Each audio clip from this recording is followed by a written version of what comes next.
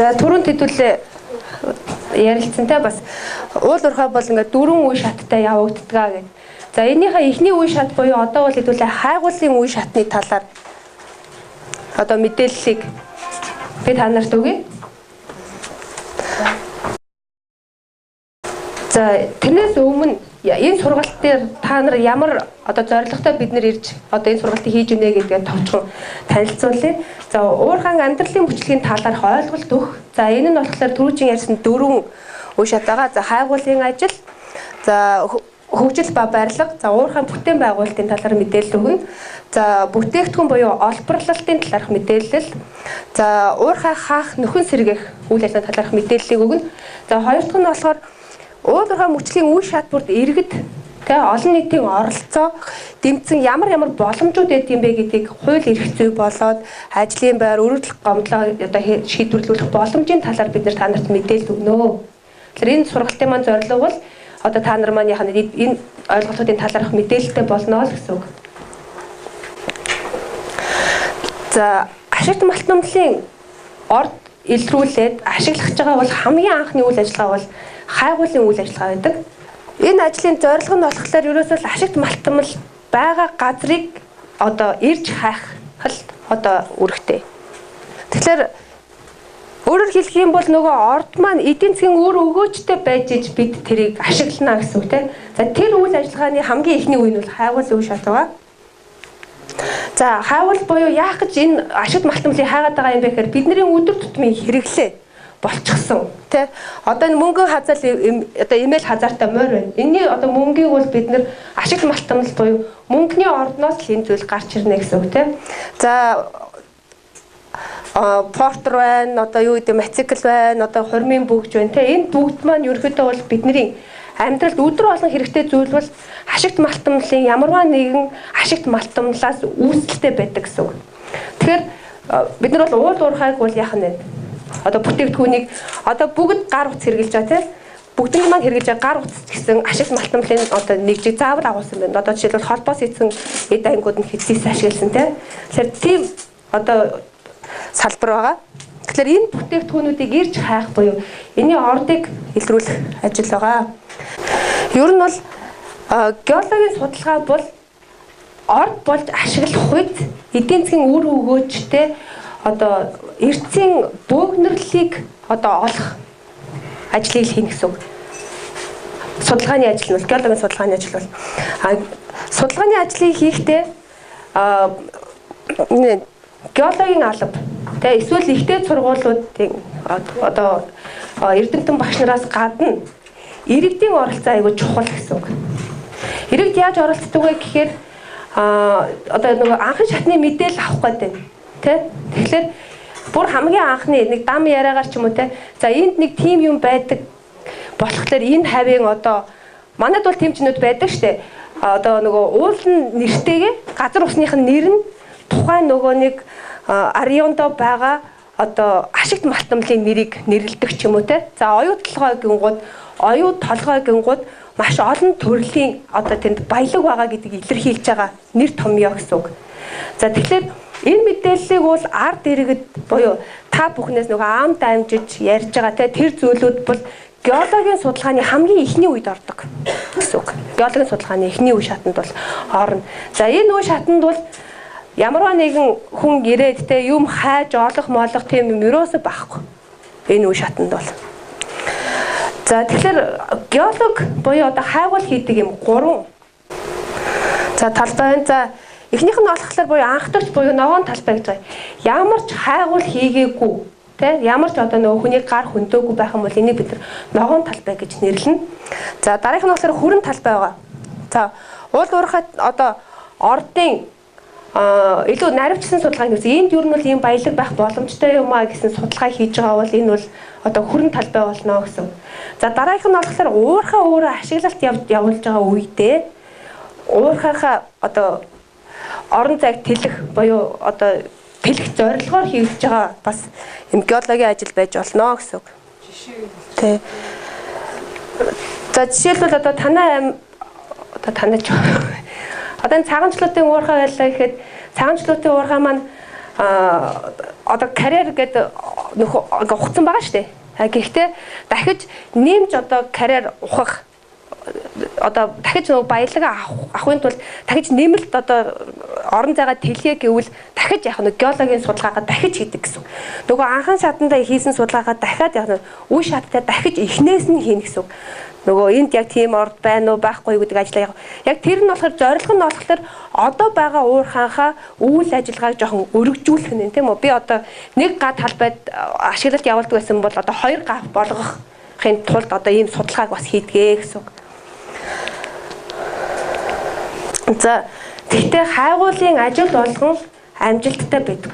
Хайгуул хийсэн газар болгон уурхай барайл те хайгуул хийсэн газар болгоныг ухаал хайгуул хийж байгаа газар болгонд өрөм тавина гэж өрөөсөө байхгүй. Өөрөөр хэлэх юм бол энэ нь эдийн засгийн үр өгөөжтэй тохиолдолд л ашиглалт явуул буюу уурхай барих.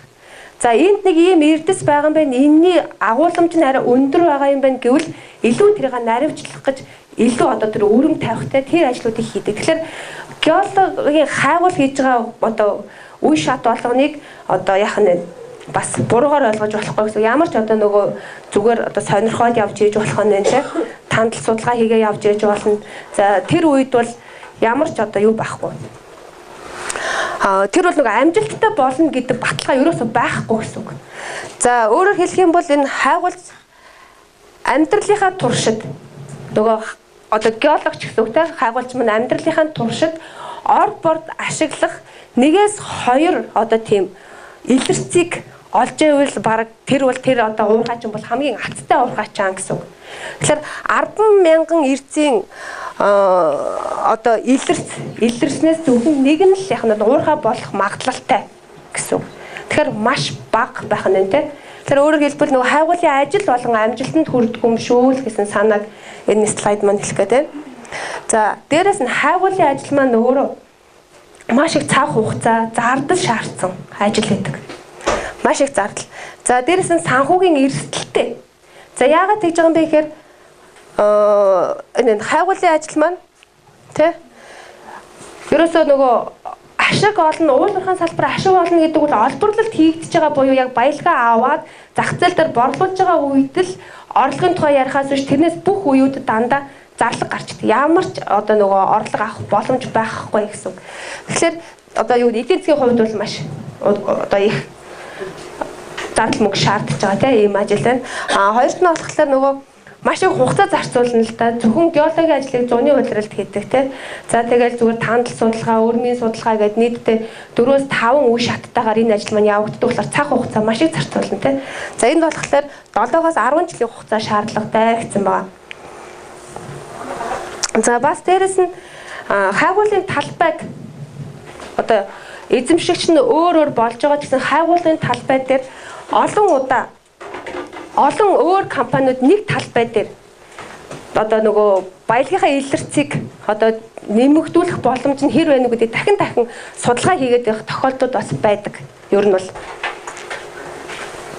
лицензтэй хайгуулын лицензтэй талбайгаа өөр хүмүүст өглөө гээл те.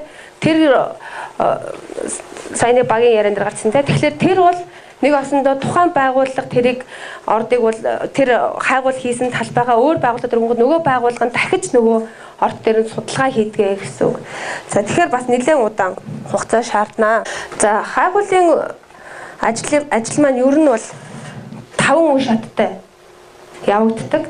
За эхнийх нь болохоор геологийн судалгаа буюу зураглал. За дараагийнх нь эрэл буюу одоо эзэмшлийн зөвшөөрөл авах.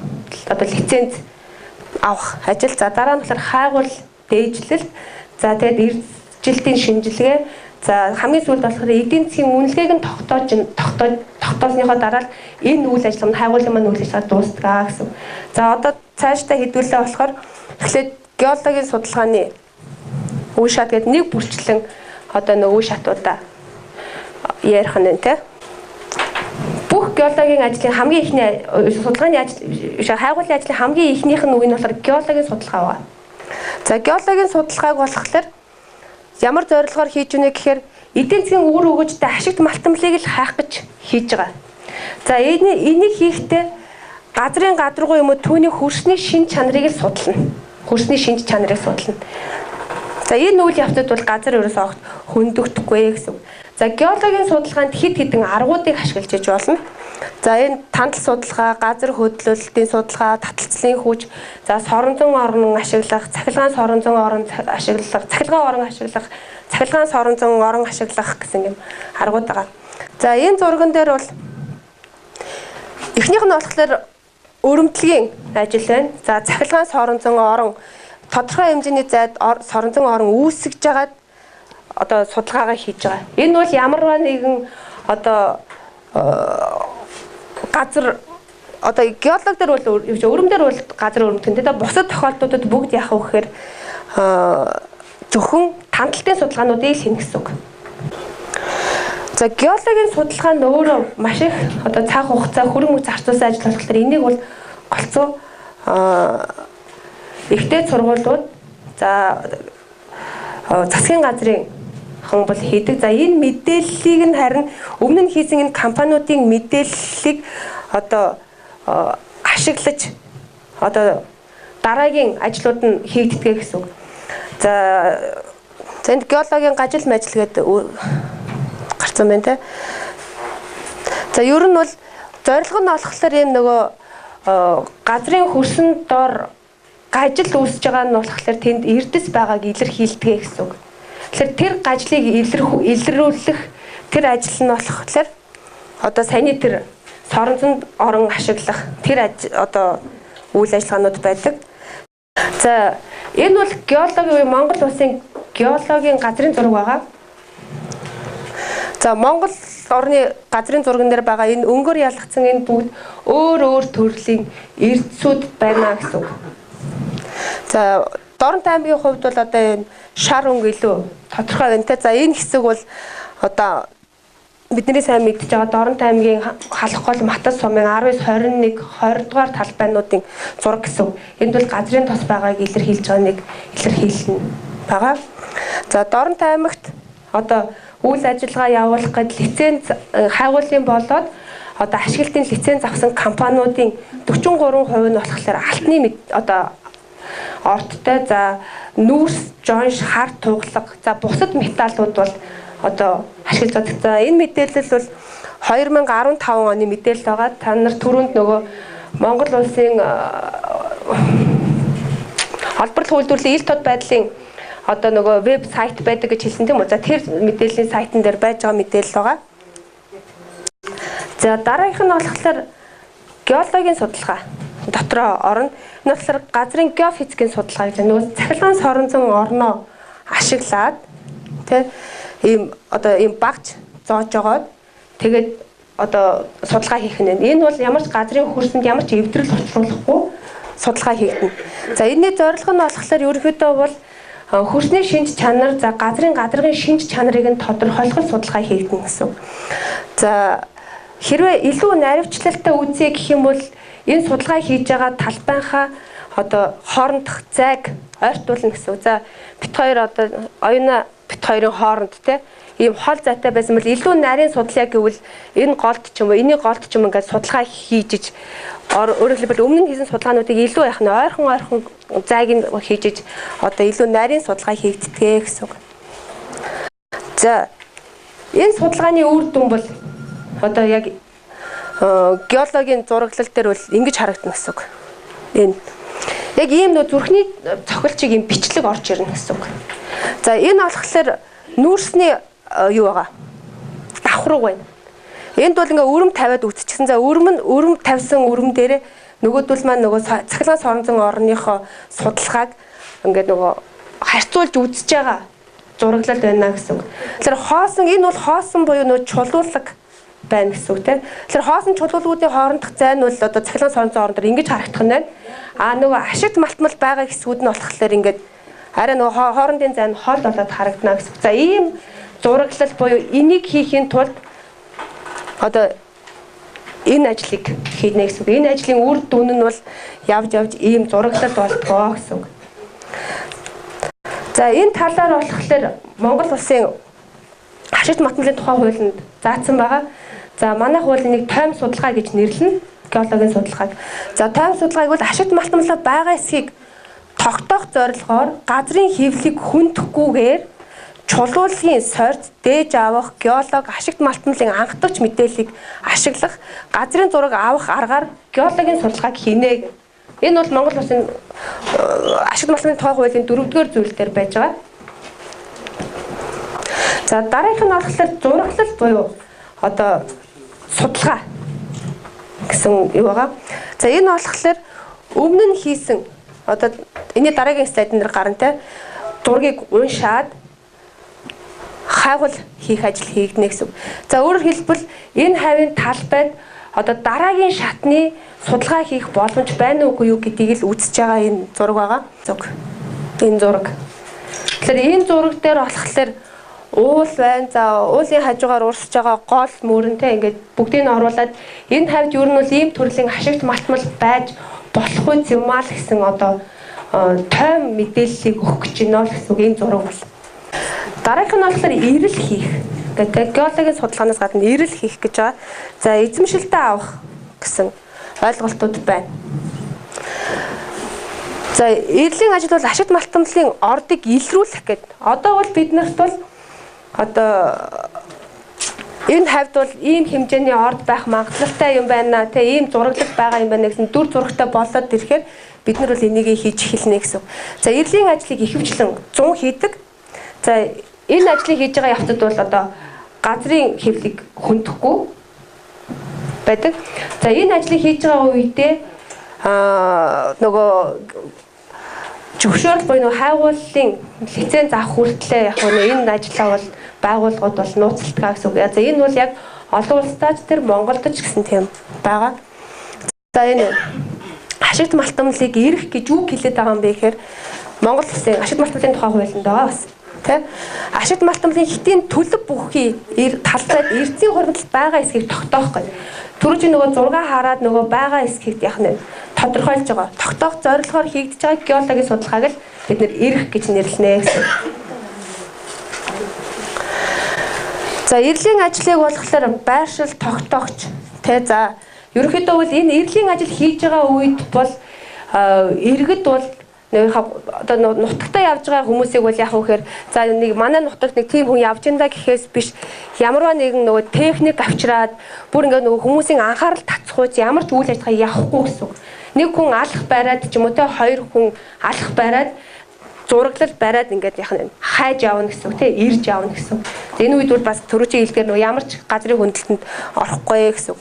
За дээрэс нь хөрснөөс дээж аавна гэж байна те. За хөрсний бүтцийн судал нь нэг осондоо тухайн газрын гадарга дээр байгаа чулуулаг болоод тогтцыг нь судалж иж тэгжиж энэ одоо ашигт малтмал байхгүй юу гэдгийг яг нь тодорхойлдог л судалгааг хийн.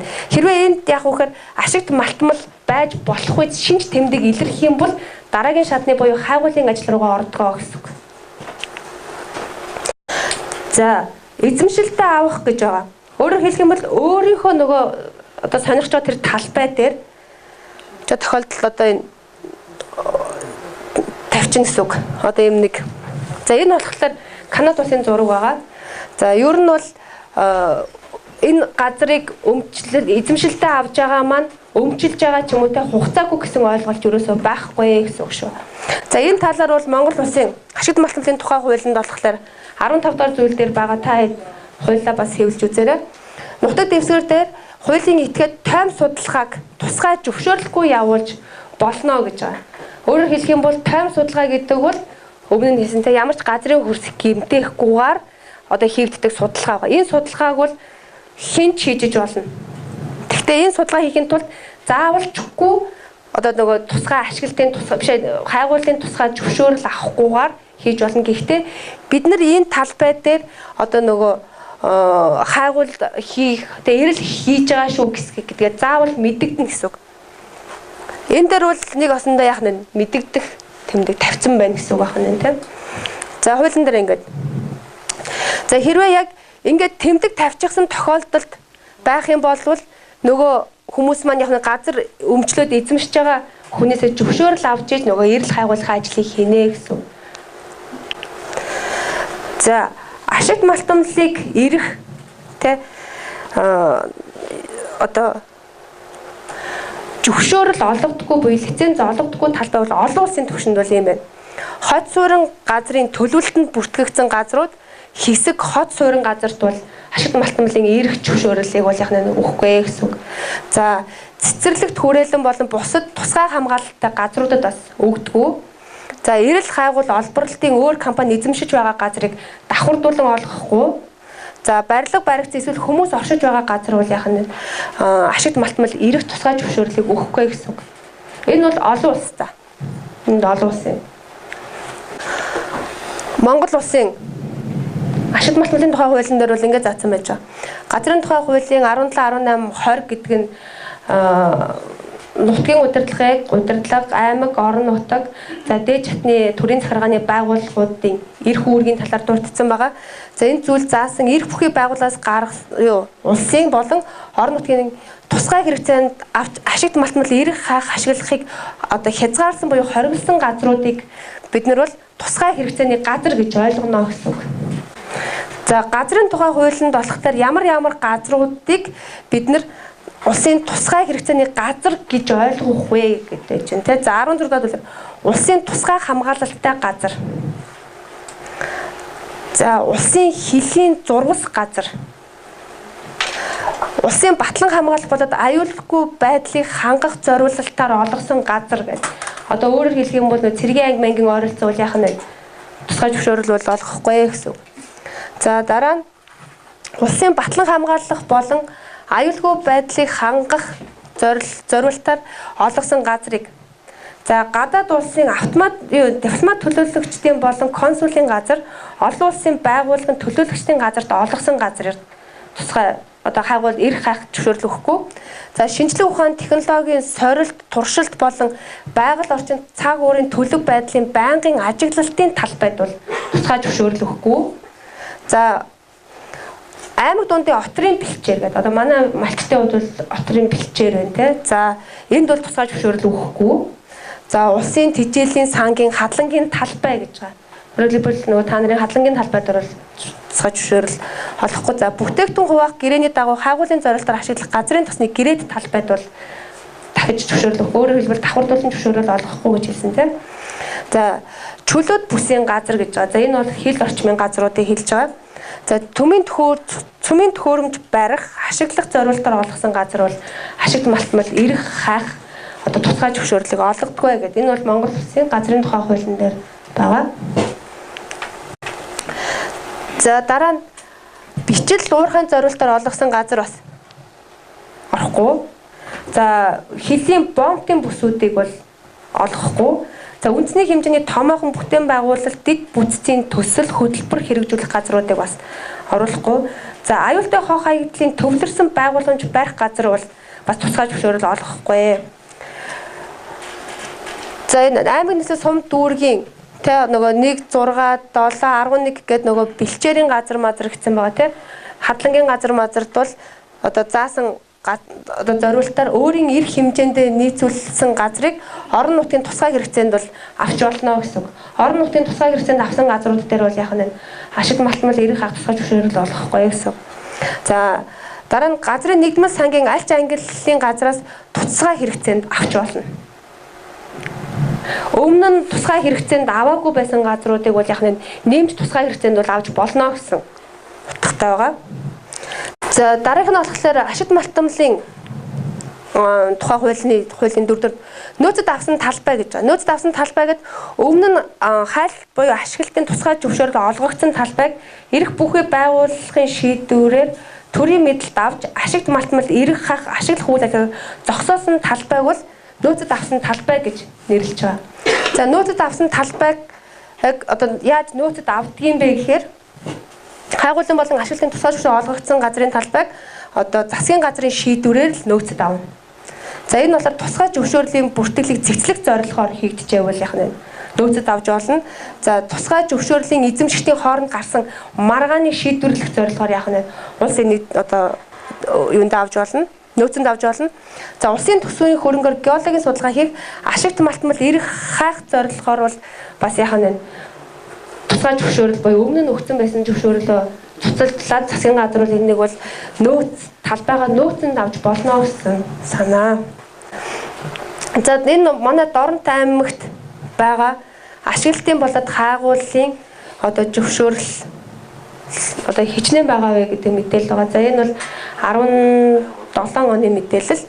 За 181 тусгай зөвшөөрөл байгаа юм байна. За эндээс Баяндун сум бол хамгийн их буюу 59. Гэтэ энэ мэдээлэл 17 оны мэдээлэл байгаа шүү. 18 оны мэдээлэл биш.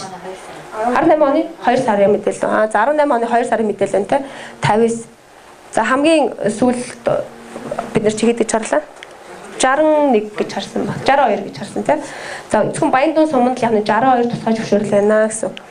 За тусгай зөвшөөрөлтөй нөгөө талбайнууд маань ингээд газрын зурган дээр ингээд тэмдэглэгдсэн байдаг гэсэн. Энэ бол хайгуулын болоод Ашигтын тусгай зөвшөөрөл олгогдсон талбайнууд гэсэн үг. Энэ ингээд жижигэн зурцсан ба тийм.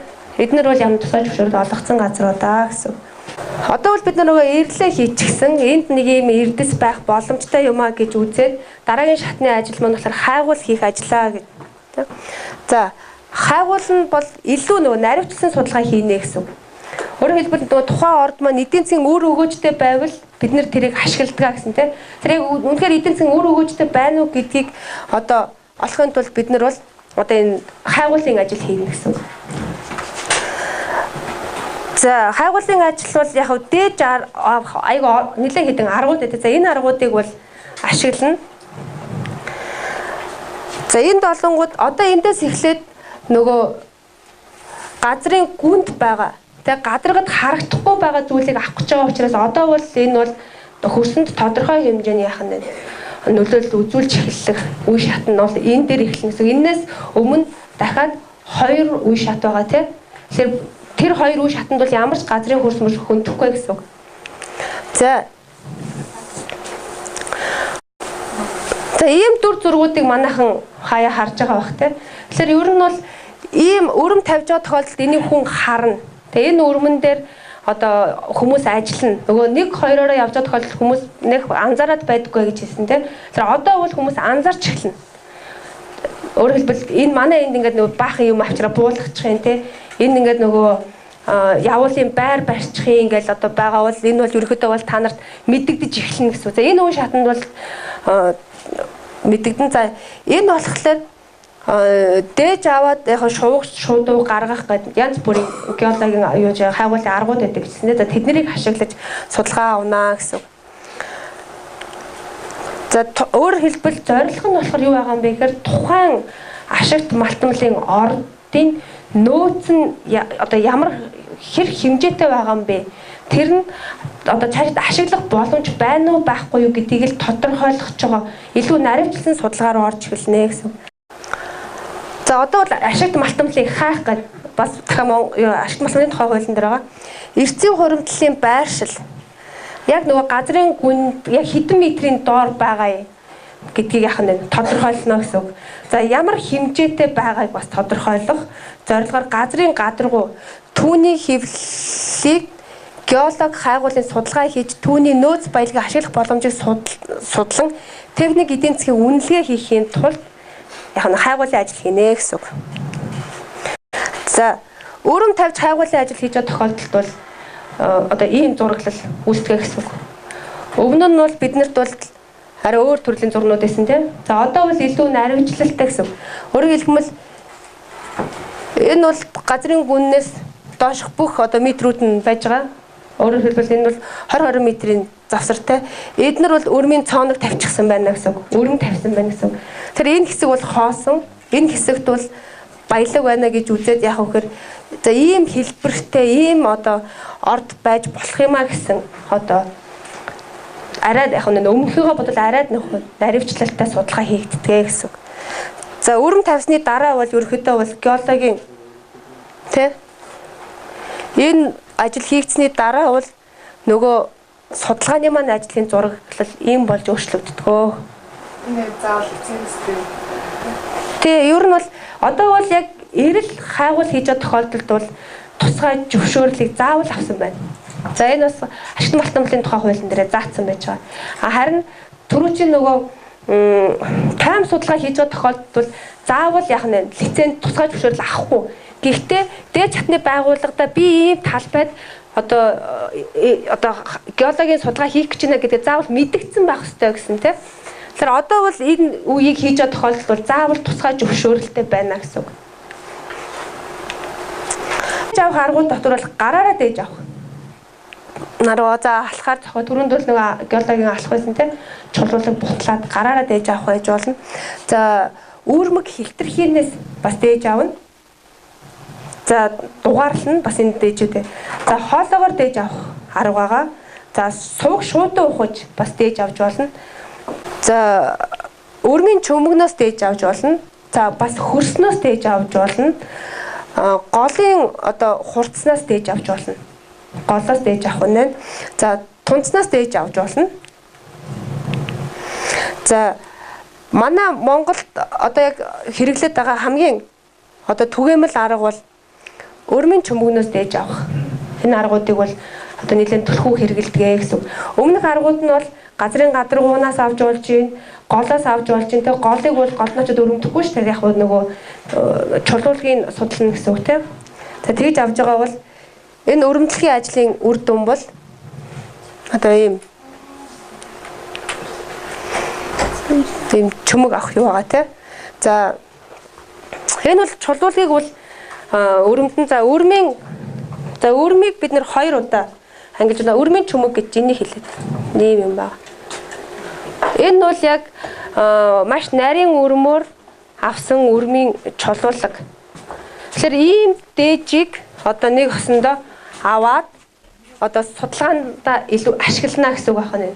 За өрөм тавьж байгаа тохиолдолд хэдэн 100 м хүртэл өрөмдөж болно. Бүр 1000 2000 3000 метрийн доор өрөмдөж болно гэсэн. За энэ одоо та нарыг явуулаад байгаа энэ дээжин дээр болохоор яг ийм хэмжээний дээжнүүд гарч ирэх нь тэ. За тэгэхээр хөрсөн яг хэдэн метр яваад хөрсөн дуусж байгаа. Хэдэн метрийн дараа хөрснийхэн шин чанар өөрчлөгдөж байна уу? За хэдэн метрийн доор ийм чулуу байна уу тэ? Чулуулгууд нь бас давхраг бүртээ өөр байгаа шүү дээ. Тэгэхээр тэр болгоны судалжаад тэр болгондоо яг үхээр одоо энэ чөмгөний дээж аваад тэмдэглэгээ хийж байгаа. Хаанаас авж байгаа ингэдгээ тэмдэглэнэ. За ингээд шинжилгээ энэ авсан дээжээ лаборатори руу шинжилгээнд өгж явуулдаг гэсэн үг. За энэ лаборатори яг энэ ажил бол одоо маш их зардал шаардна. Тэ? За өрмийн чөмгнөөс дээж авах гэж байгаа буюу яг ийм чөмөг гаргаж ирэх гэж байвал энэ бол цохилтод өрөм гэж нэрлэдэг. Ийм одоо ингэж дээж авч байгаа өрмийг бол эргэлтэд өрмийг бол та нар мэднэ худаг гаргаад байгаа өрөм байдаг шүү дээ, тэ? Тэрийг бол бид нэр эргэлтэд өрөм гэж нэрлэдэг. Тэгэхээр эргэлтэд өрмөөр бол биднэрт бол яг ийм нөгөө хөрсний яг зузаан ч юм уу, тэ, ийм мэдээллийг авахд бүрхэг байдаг болохоор илүү наривчлалтай авъя гэвэл цохилтод өрөм хэрэглэнэ. Өдөрт нэг гүйхэн хөрсөнд бол гайгүй одоо өнгөн хөрс мөрсөнд эднэр бол өдөрт бол нэг 10-20 м явчихж байгаа бол одоо ийм чулуулагтай хөрсөнд бол өдөрт нэг метр 2 м явах тохиолдлууд ч байна гэсэн үг. Бүр хэдхэн сантиметр ч явдаг тохиолдлууд бас байдаг. Тэгэхээр энэ нь өөрөө зардал их шаарддаг энэ ажил нь. Тэр нөгөө техник тоног төхөмжөө авчирж гин өрмөө угсарж гин тэр болгон зардал гардаг гэсэн. За энэ дээжийг шинжилүүлснээрээ компани нөгөө яг эдийн засгийн үр өгөөжтэй бай бид нар цаашид ашиглах одоо талбай бий болгож чадчихна уугүй юу гэдэг дээр л одоо судалгаагаа одоо хэрэгцээг авах гээд байна гэсэн үг. Хэрэгтэй мэдээлэл авах гээд байна гэсэн. За одоо бид нар бол дээж авцсан. Одоо ийм чулуулгуудаа бол авсан чулуулгуудаа болохоор ийм шинжилгээнд өгнө гэсэн үг. Чулуулгуудыг шинжилгээнд өгнө. За энэ нь болохоор ашигт малтмалын үр өгөөжтэй орд байна уугүй юу гэдгийг тодорхойлох зорилготой дараагийн шатны ажил байгаа. Хэрвээ энэ үе шатанд ирээд ашигт малтмалын орд болоход одоо эдийн засгийн үр өгөөжгүй юм байна гэвэл энэ ажил зогсож болно. Зогсож болно. Цааш нь уурхайн яах нь байгуулахгүй гэсэн үг байна тийм. Тэгээ үйл ажиллагаагаа зогсоож болно. Энэ үед бол тухайн компанид бол дандаа зардал гарахаас биш олборлолт хийгээгүй тохиолдолд бол орлогын тухай ярихгүй гэж хэлсэн тийм. Тэр дандаа зардал гарсан байгаа. Маш өндөр зардал гарсан байгаа. Тэгээ эндээс яг нь буцаж болдог шүү. Эсвэл бол эдийн засгийн үн цэнийг нь тодорхойлох гэдэг энэ хамгийн сүүлийн буюу геологийн үйл ажиллагааны хамгийн сүүлийн шатнд бид нар нөгөө эдийн геологийн чөмгийг лабораторид явуулчихсан лабораторийн мэдээлэл биднэрт одоо агуулмжийн тим хэмжээтэй одоо тийм ашигт малтмал байх боломжтой юм а гэдэг одоо юм мэдээллийг өгөх юм бол бид нар энэ орлогыг нь тооцоолоод, зардлыг нь тооцоолоод энийг цаашид ашиглах уугүй юу гэдэг шийдвэрийг гаргахад одоо гарах нь бол хамгийн одоо нөгөө геологи хайгуулын ажлын хамгийн сүүлийн үе шат байгаа гэсэн. Тухайн орлогоо тооцоолоход бид нар тухайн ашигт малтмалын маань дэлхийн зах зээл дээр үн ханшийн мэдээлэл маш чухал одоо мэдээлэл болно. Өөрөөр хэлбэл бид нар нөгөө ашигт малтмалаа олборлоод хүмүүст борлуулж ийж орлого олно шүү дээ, тийм. Тэгэхээр нөгөө орлого борлуулах гэж байгаа хүмүүс маань юу харах вэ гэхээр дэлхийн зах зээлийн үнийг л харна. Тэгэхээр дэлхийн зах зээлийн үн бол банк хэлбэлцдэг болохоор яг нөгөө орлогоо яг нарийн тооцоолоход бас хэцүү. Нарийн тооцоолоход хэцүү. За бас дээрэс нь тухайн ашигт малтмалын маань нөөц яг ашиглаад явж байгаа үедээ би дахиад тодруулах хэрэгтэй юм. Ашигт малтмалын ордын нөөцийг тодорхойлохдоо ашиглалтын нөөц, геологийн нөөц, батлагдсан нөөц гэдэргээд бас дотроо ялгаатай байгаа. За энэ хайд нэг иймэрхүү хэмжээтэй орд байгаа энэ нэг тэд орчим одоо тооны нөөцтэй гэдэг тойм гаргаж байгаа бол энийг бол бид нэр геологи гэсэн. За илүү наривчлаад өрмөө маш ойрхон өмнө нь бол одоо километрийн зайтай тавьсан бол 200-300 метрийн зайтай ч юм уу ойрхон тавиад ирэхээр илүү наривчлагдж байгаа байвал энийг бид нэр батлагдсан нөөц гэж нэрлэдэг. За гэтэл яг батлагдсан нөөц маань яг үнэхээр нөгөө олборлолт хийгээд явж байгаа үед яг одоо бидний тооцсон шиг бас үр дүнтэй байх магадлал бас харьцангуй бага байдгаа гэсэн. Нэг бол их байж болно, нэг бол бага байж болно. Тийм болохоор нөгөө яг орлогоо тооцоолоход тэр бас айгүй чухал гэсэн үг тийм. Тэр гэтэл тэрийг бид нар бас яг олборлоод яг борлуулж байгаа үедээ л мэдэх болохоор энэ бас одоо юм хэцүү давнуудын нэг болно. За дараагийнх нь болохоор дэлхийн зах зээлийн үнийн хэлбэлцэл гэдэг чинь. За энэ болохоор зэсийн үн вэ. За энэ 18 оны 9 сарын 27-ны байдлаар нэг унц зэс $282 байна гэсэн үг. $82. Гэтэл энэ доотлын мэдэн дээр харахаар 1989, 99, 2004, 2014 гээд 5 жилийн хугацаатай диаграм байна тийм. Тэгэхээр зэсийн үн маань 89 онд бол яг $1.5 байсан бол за энэ одоо бараг нэг 12 оны үед бол зэсийн үн бол бүр $4.5 хүрж исэн гэсэн. Гэтэл нөгөө $4.5 хүрж исэн зэсний маань үн өнөөдөр олонгууд ердөө $282 байна. Одоо бол зэсийн үн яг нь ер нь бол буур хандлагатай. Тэгэхээр тодорхой түвшинд өсчөөд одоо бол яг энд явж байгаа гэсэн үг шүү дээ. Маш одоо бууралттай байна гэсэн. За эндээс баг зэрэг өсөж болно, буурч болно. Тэгэхээр ийм нэг хэлбэлцэлтэй байдаг болохоор орлогоо бас яг нарийн тооцоолоход бас хэцүү.